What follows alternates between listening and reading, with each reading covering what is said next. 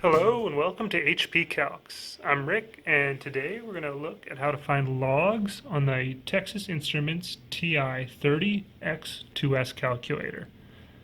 To do this, we'll be using the log key located here and the ln or natural log key located here. Now in this calculator, the default log base is a log base 10.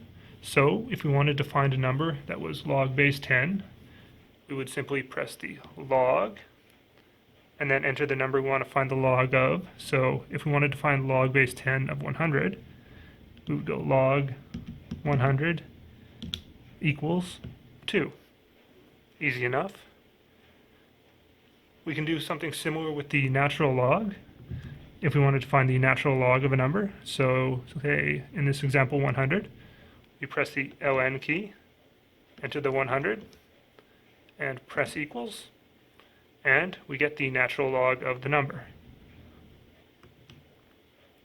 But what if we wanted to find a log base that isn't 10 or natural log?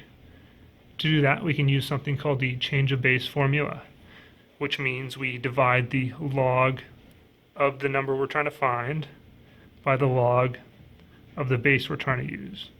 So, for example, if we wanted to find log base 2 of 100, we would follow this. We would enter log of 100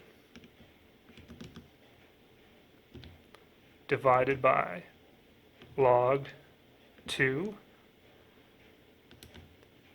equals. And this gives us the answer of log base 2 of 100, which is 6.643856, etc. Alright, I hope this helps, and good luck on those tests.